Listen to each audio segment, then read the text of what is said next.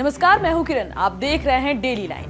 पहले चरण के मतदान के लिए उम्मीदवारों के नामांकन भरे जा चुके हैं। देश की कुल 102 सीटों पर पहले चरण में 19 अप्रैल को चुनाव होना है।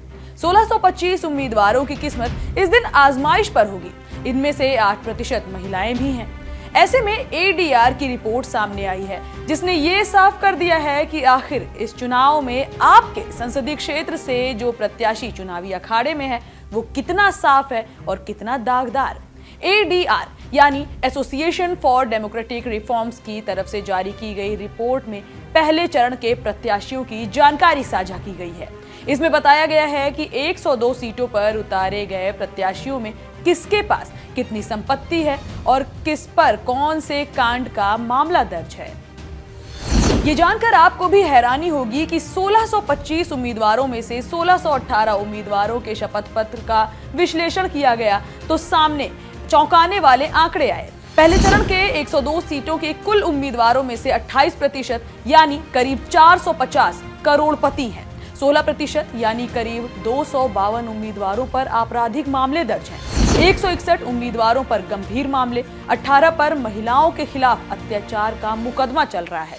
42 सीटों यानी करीब 41% पर 3 या उससे ज्यादा उम्मीदवारों पर आपराधिक मामले दर्ज हैं।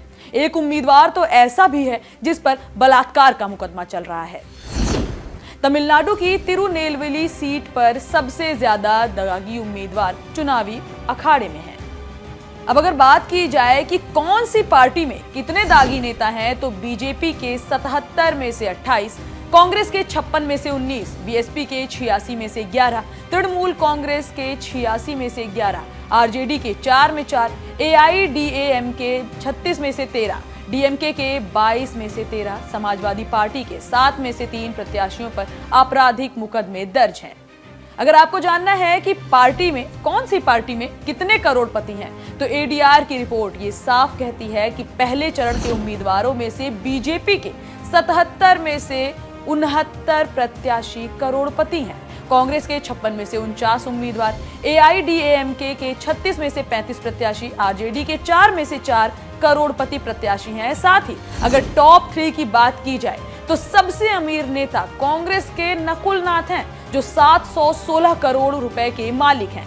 इनके बाद एआईडीएमके के अशोक कुमार 662 करोड़ रुपए के मालिक और बीजेपी के देवनाथन यादव 304 करोड़ रुपए के मालिक हैं। इसके साथ ही इस पहले चरण में 10 प्रत्याशी ऐसे भी हैं जिन्होंने अपनी संपत्ति शून्य घोषित की है, यानी उनके पास कोई संपत्ति ही नहीं है।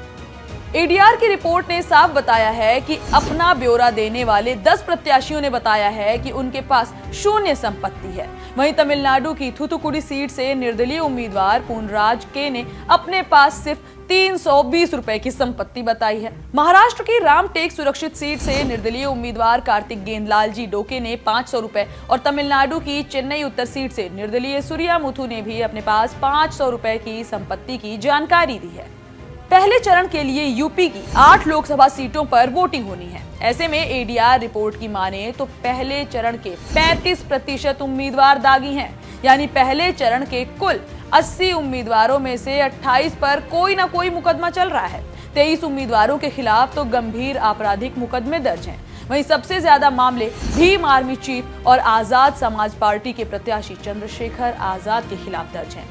रिपोर्ट के मुताबिक बीएसपी के 5, सपा के 3 और बीजेपी के 3 उम्मीदवारों के खिलाफ आपराधिक मुकदमे दर्ज हैं। 80 उम्मीदवारों में से 34 उम्मीदवार करोड़पति हैं।